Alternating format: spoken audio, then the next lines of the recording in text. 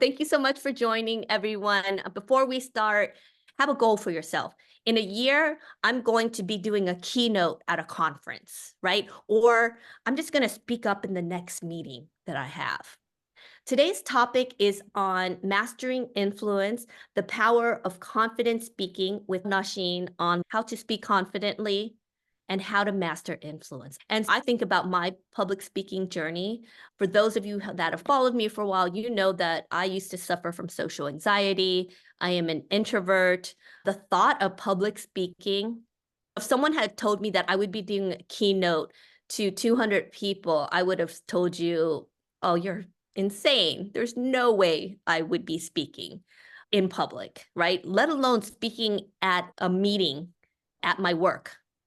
And so it took a while for me to get there. I mentioned this to a friend last week. I was like, the first step was just getting over my social anxiety of talking to people. So one of the things you have to remember that introversion doesn't mean that you can't speak confidently, that you can't have a presence. It just Mhm. means that you have to protect your energy.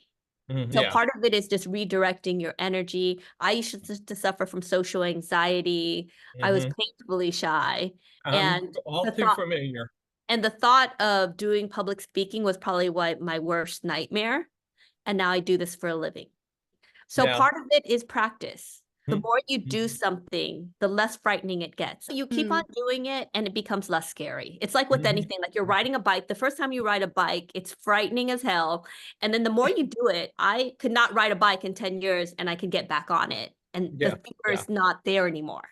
Mhm. Whereas when I was younger, I was so afraid of falling, right? Sure. And then Yeah. what happens is you fall, you get back up, you fall, you get back up, right? Mhm. Mhm. And so what I did, I talked to my friend who was really good at just connecting with people. And I was like, how do you do it? How do you connect with people? And he was just talk to people. I know that sounds stupid, but just talk to people. And so he start talking to kids. And looking back, that sounds a little bit creepy. This old lady just coming up to little kids and starting to talk to them. But I went and I just talked to kids on the street. I was like, hey, that's such a cute hat you have. And I would just start talking. And then I got a little bit more brave and I would go into a grocery store and I would start talking to cashiers. I would start talking to the people next to me, behind me. And I just kept on practicing. And the more I talked, the more comfortable I got. Then I got into a career where I was client facing. And then as I climbed the corporate ladder, I realized I was expected to talk and to present. I was like, shit, that's scary. Public speaking is the number one fear for most Americans. So what did I do? I just kept on talking. I was talking to John earlier. He came on the call before everyone else did, and we just had a conversation. And he was just talking about him transitioning from his career, his illustrious career as a chemist at Coca-Cola. And I hope you don't mind me sharing your story, John. And he was just saying, and now I want to find my voice. And so I joined Toastmaster. Like, that's so freaking awesome. Because part of it is just practice. It's about doing the things that scare us, doing it over and over again. And if I could be on stage doing a keynote. In June, I'm going to be speaking in Saudi Arabia. I'm going to be speaking in Barcelona. I'm going to be speaking in France. I'm going to be speaking in London. If someone had told this girl who grew up in Inglewood, California, in poverty, that I would be public speaking on the stage, I would have said, you're crazy. Because, like I said, like you and many of you listening right now, I was afraid of owning my voice. And this is why I wanted Nausheen on this call because she has such an amazing story to share. And I hope someone on this call is able to speak up and hear and own their voice. Without further ado, hi Nausheen. Nausheen Chen has transformed the lives of many, from entrepreneurs battling stage fright to executives seeking to command the boardroom. Her clients have graced the stage and platforms such as BBC, TechCrunch, and TEDx. She's leveraged and refined her speaking abilities to help build powerful personal brands and a lucrative career. Hey, Nausheen. Thank you so much, Lan. It is so great to be here. So exciting to be speaking to you and your awesome community. And just the way that you speak is a masterclass in Oh, how you should be speaking to relate to people and to resonate with audiences. So I loved hearing that. I loved being a part of that. Thank you. I love that. And before everyone got on, we had a conversation. I was like, are you an introvert? Because I'm an introvert. John was on an introvert because he came in earlier. And I think this is a key. You don't have to be an extrovert. You can be an ambivert, introvert. You could be afraid of public speaking and make it your career, as you Mhm. have. So tell us, most people aren't born public speakers, right? I definitely was not a public speaker. I used to sweat. Like I used to literally sweat if I had to talk in the classroom. Like when the teacher raised, "Oh, can anyone speak?" I would never raise my hand. And when I spoke, my voice would tremble. I would start sweating. I was definitely not born a public speaker. Tell us about your story and how you learned to master the art of public speaking. Sure. And I want to say, look at you now. It's awesome. You're unstoppable. So I could absolutely see all the years and decades of work that you've put in. For me, you know that annoying kid who would get up in front of the entire family and recite the most boring poem ever? I used to be that annoying kid. I've been in love with performing, entertaining for most of my life. I just took the long way around to making it my career. I was one of the youngest communication skills trainers at Procter& and Gamble. Enjoyed that more than my actual job in marketing and PR. Never realized that I should be doing that for a living. Changed careers, became a filmmaker. I enjoyed speaking to my actors and getting the best performance out of them and getting the CEOs who were speaking on camera for the first time doing corporate documentaries, getting them to speak with ease and not in the stiff robotic way. I enjoyed doing that work more than actually making the films and documentaries themselves. There came a time where I was at a film festival in Tenerife in Spain. I was presenting my film to this room full of investors and producers. I had to get up on stage, do a 10-minute pitch about my documentary, and then play the trailer. I go, I do my pitch, I get this applause. And afterwards, I have Canal Plus coming to me, who are one of the biggest TV producers, documentary producers in Europe. And they come to me and say, wow, your pitch was great. It set up the entire documentary so well. We were so interested. And then your trailer kind of sucked. We are not going to invest in your documentary. We just wanted to come here and tell you we loved the way you spoke. And that was one of the first indications that perhaps filmmaking was not in my future and I should go towards what I'm really good at and what I really enjoy. I did gain expertise in speaking, but I did it through trial and error, through 17 years of speaking on any stage that I could find. But over the last year and a half is when I took a step back and aimed to distill everything that I had learned and stumbled into and done without understanding why I'm doing it this way and distilled it into a system. And that's where I am now. I love that. And without kind of sharing maybe all of your secret sauce, what were some of the steps? Like, let's take it from the very beginning. And I'm going to use John as a role model because he's like just joined Toastmasters. And think about you, because it's hard because now you are a public speaker. You teach people how to do this worldwide. You have a course. But go back to the Nausheen who was like first getting on the stage or first speaking in a conference room at P&G, right? How did you go from zero experience to confidently speaking? What were the steps that you needed to take? In the beginning, I believe I was confident without having the skills to back it up. And I've observed this in a number of my extroverted clients, where you go and you speak and you enjoy it, but are you actually any good?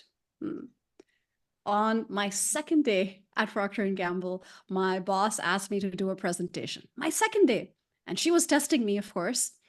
I was up for it. I was really excited. I was like, oh, yeah, she's picked the right person. I know how to speak. I'm going to go and present this thing in front of our agency partners.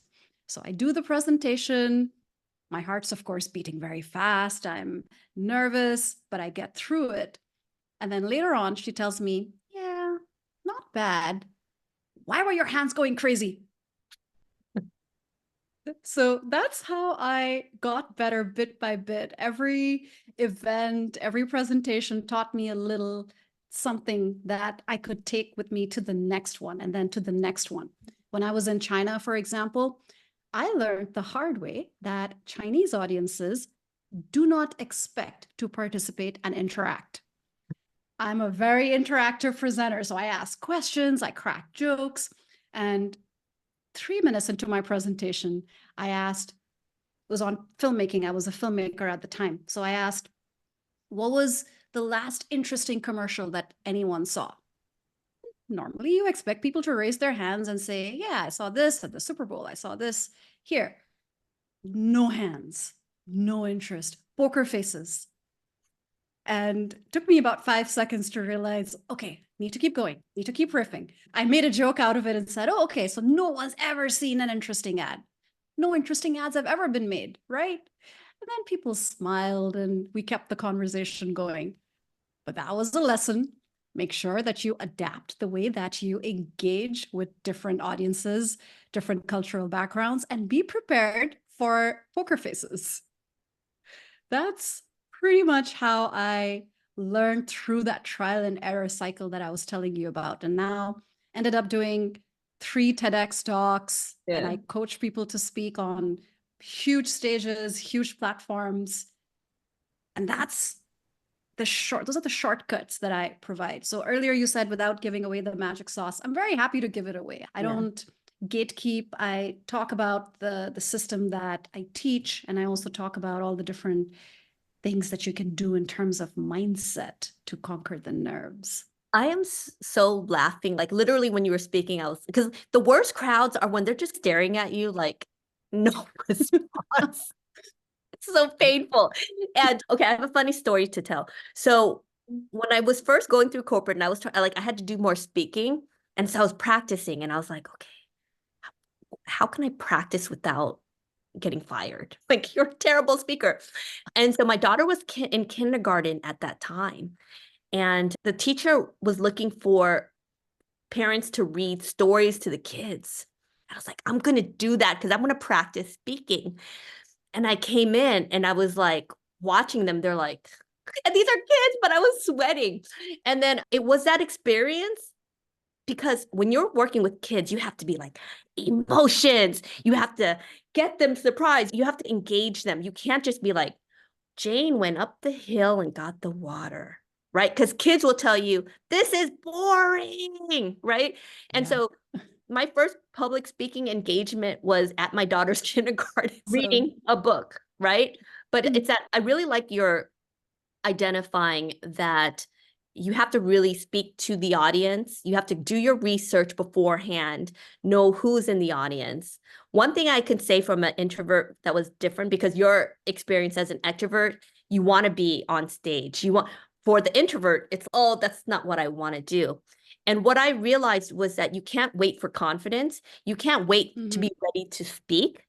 You gain confidence by doing, and you get confidence by continually taking opportunities to speak, whether it's toasting your friend that just got married or read at your kindergarten kids class. You got to just keep on doing the reps in these smaller, low stakes situations. Until then, I've been in stages where I'm speaking to 1,000 people, but it's a gradual step up. So let's go back to what you said about mindset, because I think that's really important. What's a mindset that you need to speak confidently, but also to public speak or just be a confident speaker in general? I love that you mentioned taking the action and then gaining confidence. So that was what my entire third TEDx talk was about: confidence or action, what comes first? Because I very often get clients saying, Nausheen, I want to speak on this podcast. I want to go and do a keynote. I want to launch my course and create videos, but I need to be confident first.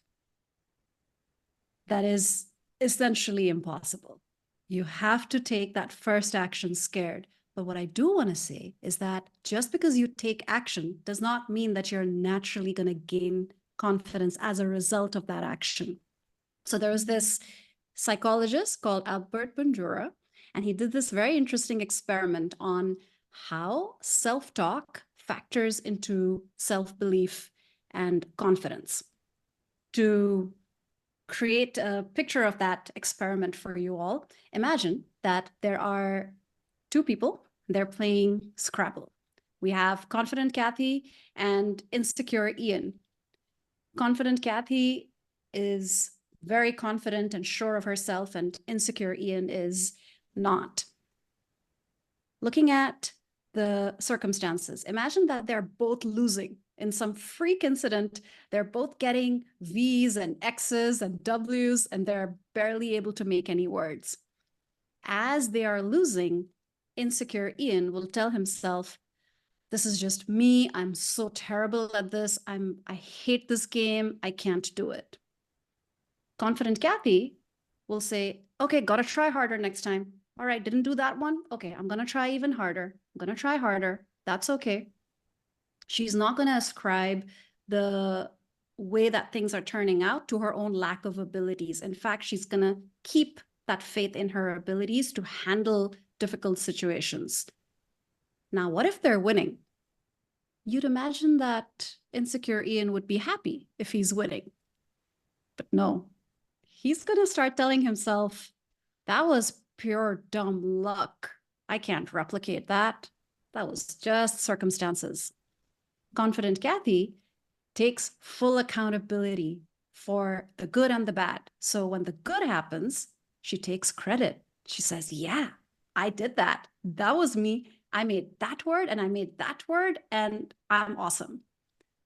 She is creating this positive feedback loop for herself, where not only is she going and doing the action, but she's looking at the result and using that to either reinforce her self-belief and confidence or reinforce faith that she's going to be able to handle whatever happens next. And that's what I concluded as part of my TEDx talk. That is not just that you can go and do the action and automatically gain confidence. You have to intentionally use the results of that action to feed into the next time you do a similar action or are in a similar situation. It's like playing Judge Judy with yourself and questioning the negative beliefs when you're about to do something scary. Really? Am I really bad? Am I really an imposter? Is it really going to suck that bad? I don't think so. I've done that other thing. That didn't suck as bad. So I can do this next thing. I love that self-talk, right? Of just before you get on. But fear is a strong emotion. Malur in the comments says, I've been speaking for 20 years, but still have the nerves and the jitters before I go on stage and on camera. I still have the fear of forgetting important stuff, right? And I totally get that, Malur. I still get scared speaking on stage as well, right? But what are some tricks that you have? Because I think there's a lot of people who have that butterfly in their stomach before they get on stage. What are some, we're talking about mindset. What are some of the tricks, advice you can give for people who are afraid of speaking? So reframing the nerves is a big one that I've seen work over and over. When I was asked to present to Twitch, that was the last time I remember feeling very nervous, to the point where I wanted to back out. I felt dread. I felt like I was an imposter. The nerves were taking over. And I stopped and realized that I wasn't partaking the same medicine that I prescribe to my clients, where you have to understand something about your body and something that happens as a result of both fear and excitement. Your body produces the same physiological response, whether you're really excited about something or really nervous. Your heart starts beating faster, you get the sweaty palms that you were talking about, you start obsessing over the thing that you're excited or nervous about, you get butterflies in your tummy. And because the body produces the same physiological reaction, it's up to your brain to label that emotion. If you can label that emotion as excitement, if you can tell yourself, I'm not nervous, I'm just so excited that I get this opportunity to speak to these lovely people.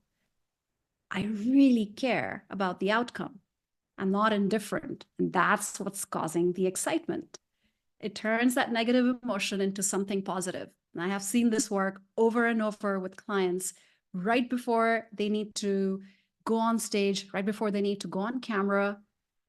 If they reframe the nerves as feeling excited, they show up smiling, show up with higher energy, they show up with positivity, and they don't let the nerves control them. Because Malur is right. Every speaker feels nervous to different degrees, of course. Maybe the regular everyday workshop won't phase you if you're an experienced speaker, but going to the TEDx stage was absolutely nerve-wracking.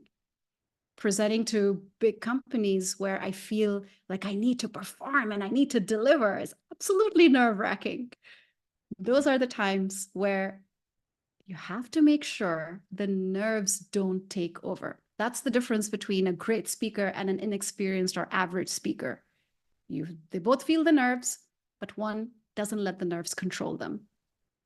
Can I give you a funny, it's going to lead into my next question. Mm. Funny tips or exercises that you do before you speak. So the feeling of nerves, I actually do 10 burpees. Like, I don't, it's like basically where you're like jumping down. And then I run in place because it actually tricks my body that the reason why my heart is beating is because I've just exercised, and it tricks me.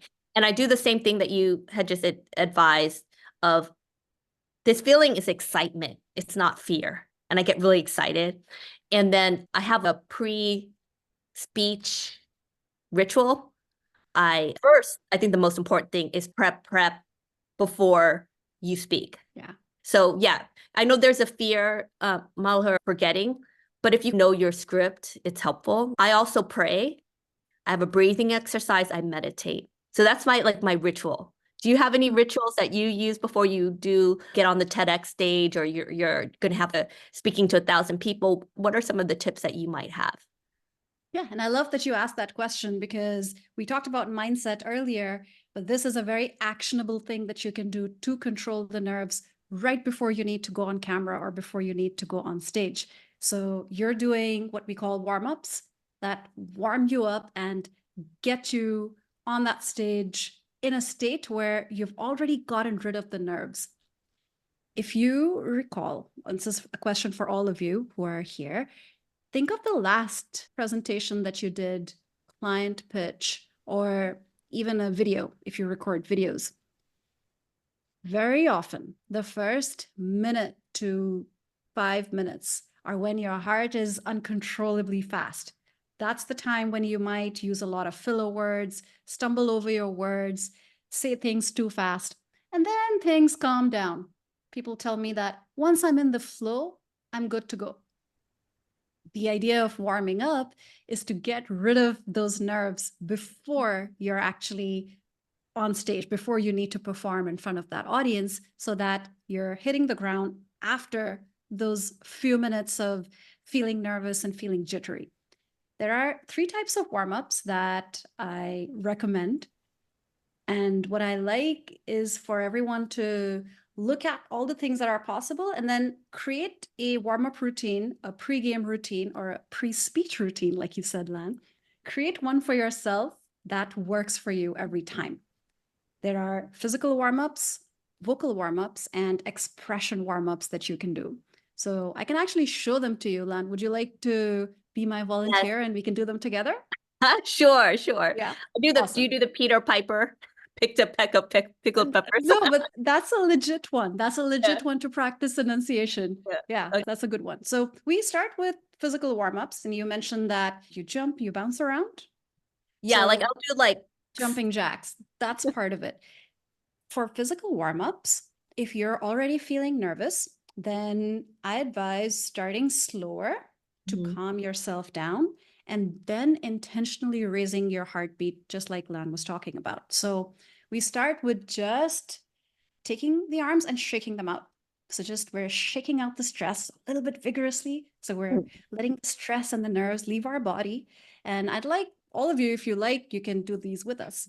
Okay, Yeah. awesome. So we've done the arms. Now, Yeah. same with the legs. You can do this standing up or sitting down. Just shake out one leg and then shake out another.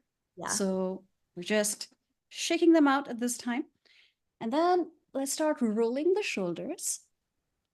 We're looking for slow, smooth, fluid movements of the shoulders, full 360 movement. So really feel them moving around. And then reverse direction. So if you started clockwise, go anti-clockwise. And do that for about 5 or 6 shoulder rolls. And then let's do the same with the head. So again, slow, deliberate head rolls. Trace a full circle with your head. And if you're old like me, you'll hear neck cracks. You can ignore them. And then again, let's reverse direction. So you started clockwise, let's go anti-clockwise. And just do a few of those. And you can see that these are designed to be slow and deliberate, and also just focusing on getting your muscles in your body to relax a bit and Yeah, I feel feel better more already loose. just doing that. Yeah. Mhm. And at this point, that's where you would do the jumping jacks. You could bounce in place, you could jump.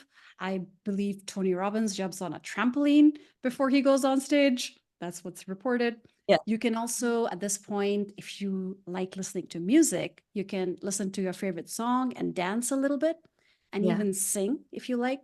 That's what's going to get the heart rate up. So that's the physical warm-up segment of it.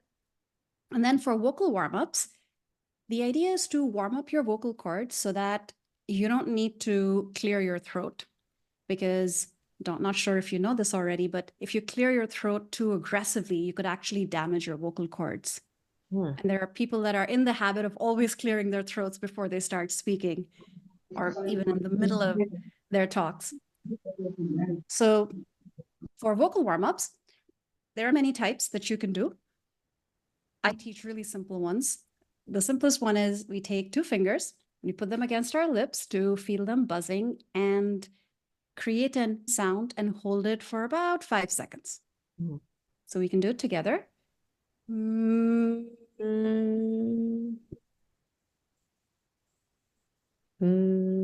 Yeah, the fingers are nice because then you can feel your lips buzzing and you're doing it right.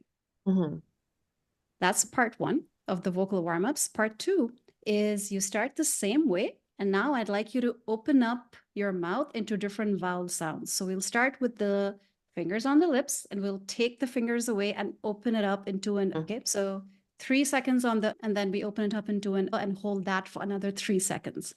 Okay. Yeah, and then we repeat that for all the vowel sounds. So that's where you would start feeling like your vocal cords are relaxing. The texture of your voice should become a little bit richer. And ideally, you will not feel the need to clear your throat. And then part 3 are expression warm-ups. And this is very specific to being on camera or being on stage.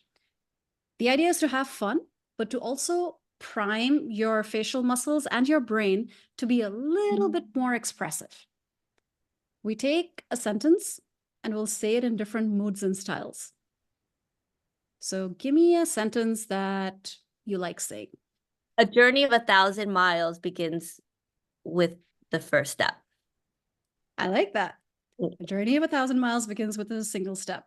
And you've just said that in a neutral-ish tone. So now I'd like you to say it as if you're really excited about it. And now say it like you're really upset because the person you're talking to refuses to take that first step.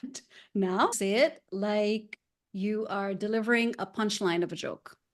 And last one, you're explaining it to a 2-year-old. So the idea at this point is just to have fun with it, maybe even make yourself laugh a little and become a bit more expressive. So at the end of the day, what you really want to do is amplify your emotions, amplify your expressions, amplify yourself a little bit to be able to connect with the audience better. But that's the 3-part warm-up routine. It's like a laundry list of different things that you can do.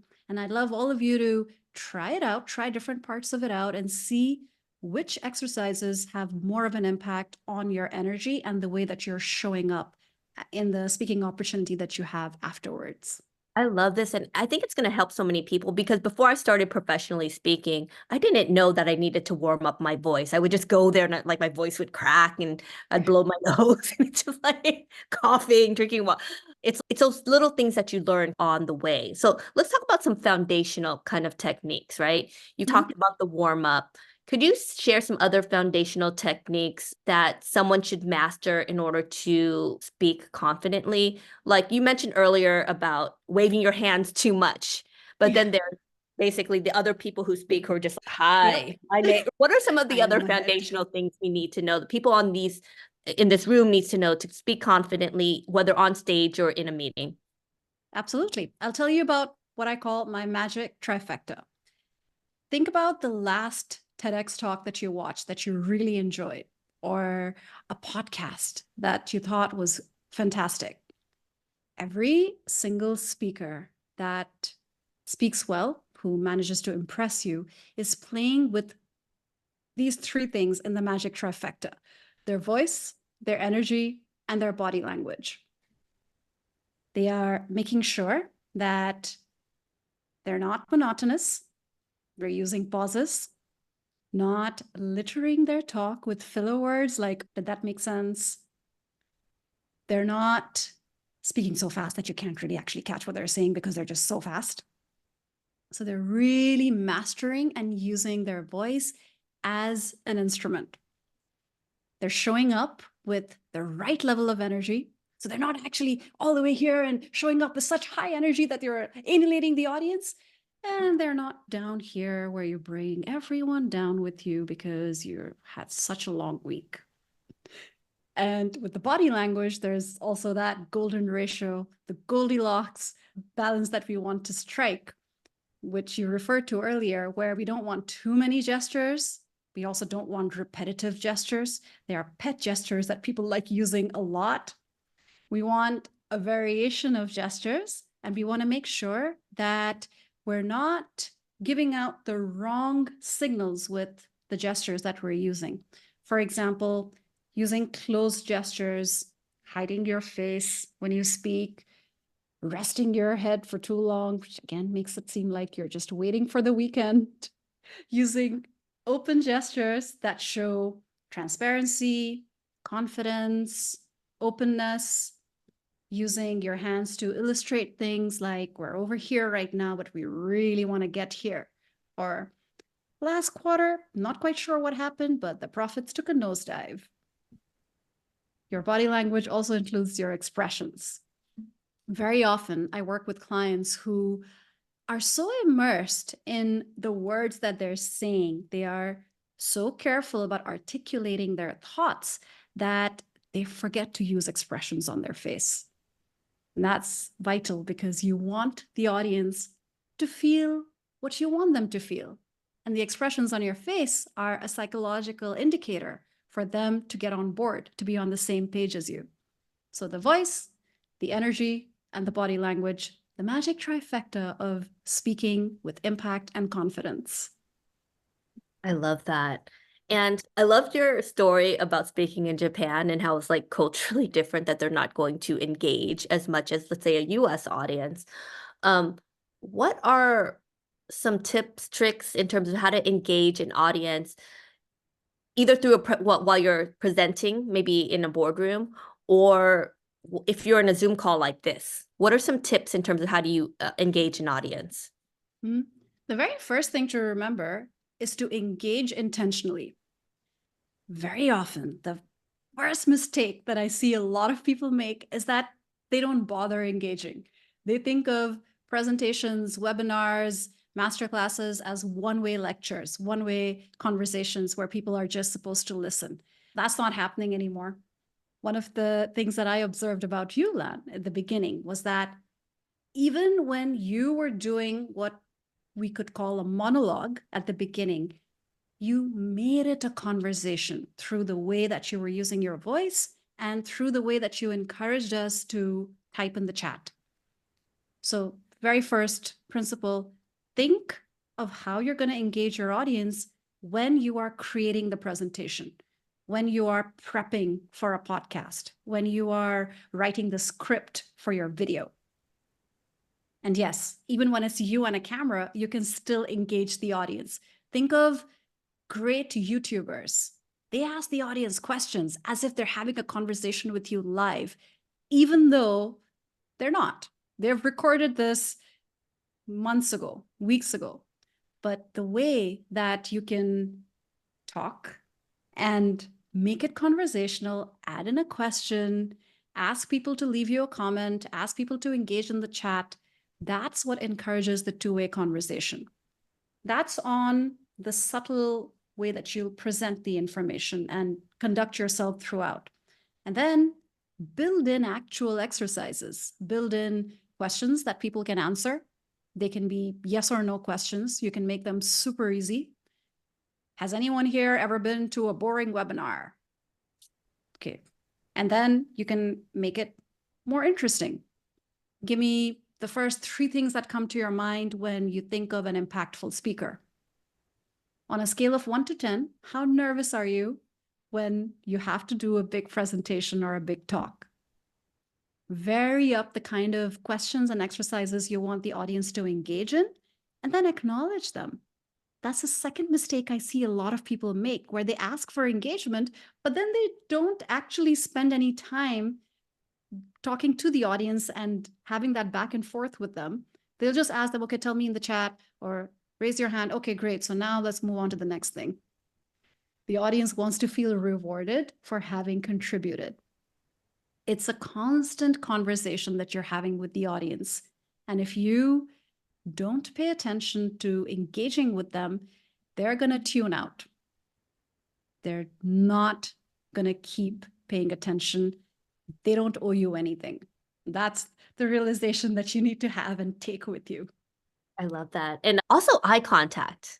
One of the hardest thing for me, especially with Zoom, is that you're just looking like I'm looking at you right now, but I'm not looking. I actually have to consciously remember I'm looking at the camera and I'm giving eye contact to the camera, not who I'm speaking to. So I think little things like that too. And when you're on, I used to be uncomfortable giving eye contact when I was speaking on a stage, but it actually helps to actually look at people, especially people who are like supportive, because there's people who are just like, I hear you. Or sometimes you say something that touches them and you could see them tearing up a little bit. And there's so much power in that connection that I feel like when I speak, I pretend like I'm speaking to friends. And that's very helpful for me, or even getting on stage beforehand. So actually, why don't we open it up for questions right now? Because Malur has a question. And am I pronouncing your name, Malur? I've said your name before, but I just want to make sure. Yeah, you are. Yeah, Okay, Mallory is fine. awesome. Thank you. Awesome. So let's ask your question. Thank you so much for this presentation. Really useful. And like I said, I've been speaking for many years. And even today, every time I go up, I'm always nervous. In 2 days, I have to speak at the Good Tech Fest, and I'm already worried about it. So one of the questions I had was, there's different types of speaking engagements. You have obviously the keynotes, or you're doing a technical talk, or sometimes you're doing on a panel, and they all require different.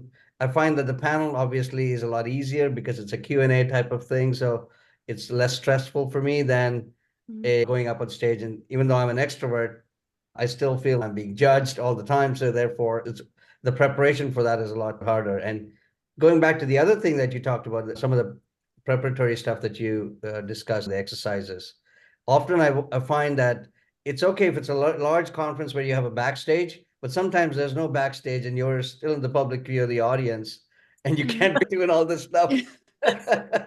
So, just some comments and thoughts around those. Oh, thanks, Malur. Warm-ups are something that you could do in a bathroom. That's what I do typically. If I'm wherever I am, if I'm going to go first or whether I'm going to go in the middle or last, I typically excuse myself about 15 minutes before I need to be on stage if possible. And then I have this ritual just like Lan where I make sure that I go to the bathroom, check out my hair, make sure that my clothes are fine. I have actually been on one of the TEDx stages with a little bit of lipstick on my pocket. Not sure how it got there, but it makes me cringe every time I see it, but it's there now. So making sure that you're checking everything that it looks good and then doing the warm up. So I know exactly what you're talking about, that it's not always easy or convenient to get up and go to another space, but it really pays off because think about it in terms of sitting down and standing up. If you've just been sitting down, listening to different speakers, it's very hard to just turn your energy up like that when you need to get up and go on stage. Yeah, usually what I do is just go one of the adjacent rooms, and I'll be Yeah. talking to myself and try and just go through the motions as if I'm speaking to the audience. So that sometimes works for me. Yeah. And now you can throw in some warm-ups to Yeah, add thank that you. to No, it. thank you very much. Just one other follow-up question on that. Sure. As far as you talked about engaging the audience, often I see people come up and say, "Hey, how's the weather?" or talk about some generic stuff. Are there things that you do in terms of icebreakers to warm up the audience that are a little bit less cliched, well, That's or less cliche. corny? I do have to say that cliches are cliches for a reason. Sometimes they do work. I do my version of welcoming people and saying hello. So my first, hi, welcome. I'm so glad you're here. I'm so excited to be here. Will always be on that high energy and positive. Typically, if it's a presentation that I'm doing, so not like a podcast or a conversation like this, but my own presentation, I will go straight into a cold open after that and start with my story. Because most of the presentations that I do are connected to my business. They're connected to doing a masterclass about speaking, helping people speak better. And I like starting with that story because it helps situate me. It also gives me credibility and it shows people where I am, where I come from, why I'm doing what I do. With a cold open, you don't need to do a lot of warming up because you are hoping that the cold open, the story that you're using, will break that ice for you. But you could also go the stand-up comedian route. And again, stand-up comedians all over the world do this in their own way, where they find out what could be an insider thing to make a joke about. They talk about something that everyone can relate to, but is a little bit funny, or they talk about themselves in a funny way. Sometimes they use self-deprecating humor or something else that's funny that happened to them. So you can also step into that role and see if that works with your audience. And I would encourage you to experiment. If you're used to doing one thing, then I would encourage you to change that up for the next 3 times that you speak. Try 3 different things and see how the audience takes it. Ultimately, it's about reading the room and understanding what is the vibe, what's the energy, and can I change it? Or is it going to be too much of a shock? Those are such great tips, such great tips. So in terms of, okay, let's rewind a little bit before we even get on stage. Can you discuss how to structure a speech? Or I don't know if this is too long of a conversation or a presentation to ensure that there's maximum impact and retention for the audience. Like, and it could be a topic of anything, but like, how do you structure a speech? First, you have to take a step back and start at the end. Figure out what are the key takeaways that you want people to understand and remember. That's the only way that you're going to achieve your goals. Very often I see people just jump into creating their slides without thinking of what is it that I want people to walk away with? What do I want them to remember? But doing that exercise at the beginning sets you up for success because then you can pull that thread through your presentation. In terms of structuring the presentation, I'll tell you a bit about the process. that I recommend. I recommend starting with what I call a brain dump, where I encourage my clients to just write everything that comes to their mind about everything they want to cover. Once we've established what the goal is, just tell me everything that you can think of, both in terms of what you want to educate people on, what you want to entertain them with, what you might want to inspire them with. And throughout the presentation, I want you to think of those three things and aim to switch between them for it to be very engaging. Don't just educate. That's something I see people do all the time, where they get into education mode and they want to make sure that the audience downloads the information from their brain. And that just doesn't happen. If you've educated them a little bit, then go into engagement with the audience to entertain them or to ensure that they're with you and they understand what you've said. If you've done a lot of education and entertainment, see if you can add in quotes that mean something to you. See if you can add memes to make it a little more entertaining. I've had clients do entire sales presentations based on memes, and they've been wildly successful. This requires getting out of your comfort zone, getting out of that zone of, I'm just going to create these slides with the things that I know. They're going to be in bullet points with pictures, and that's what I'm going to show over and over. So getting rid of repetition. So all of that happens during the brain dump. And then we take the nuggets, the diamonds and rough that are in the brain dump, and then we turn it into different segments. And I love encouraging my clients to think of their presentations as modular, because if you can create something which can grow and also shrink if needed, you're doing yourself a favor. You're creating something that can be very adaptive. By modular, think of different segments that are connected with audience engagement in the middle. And that way, let's say you have 5 things that you talk about in an hour-long keynote, and you have 30 minutes, you can bring it down to 2 without having to make too many changes to the presentation. Only at the 3rd stage, that's where I recommend finally going to the slides. Everything else we've been doing so far is in a Word doc where it's just text. And before you start making slides, I would encourage you to start thinking of what's going to go on the slide and what am I going to say.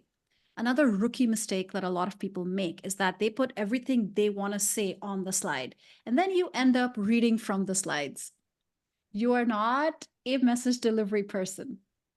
You are there to create an experience, which means that the slides are just part of it. And do the email test with all your slides. If you can email your presentation to someone and they can read it and understand exactly what they need to know, then you're not needed. So your presentations should never be standalone. They should facilitate what you're saying. They should be prompts for you, prompts for the audience, but not say exactly what you're going to be saying. And then, of course, once you have the presentations, then you go into practice. Like you mentioned, practice it inside out. Yeah. Gives you so much confidence. Those are such great tips. So because you've mentioned, what are some rookie mistakes that you see people who are starting their speaking careers make, or maybe experience with what are things that we should be avoid doing? You mentioned it earlier. Anything else? Practicing. I've seen a lot of people get practice wrong. People think that practicing is just reading your slides. For example, I'm just going to go through my slides and I know them. That's not practicing. I'm going to practice my slides in front of a mirror and that's how I'm going to deliver. Again, that's not natural, because if you're constantly looking at yourself, you're not letting yourself be immersed in the moment. It's very hard to perform and deliver something and really be in the moment when you have your own image staring back at you and you have nothing to review. So the best way to practice that I've seen work over and over again is take your phone, record yourself. It's just for you. If it's cringy to watch, you're the only one who's going to feel the pain. Record your practice, then watch it back and pinpoint things that you're doing well and things you can improve on. again, a mistake I see a lot of people make is they jump to what can I improve on? What am I doing wrong? I'm doing this wrong. I'm doing that wrong. But you're not actually becoming aware of the things you might be doing well naturally. And how that's detrimental is that then you can't build upon it. Because the closest distance between you and exceptional is working on things that you're already good at.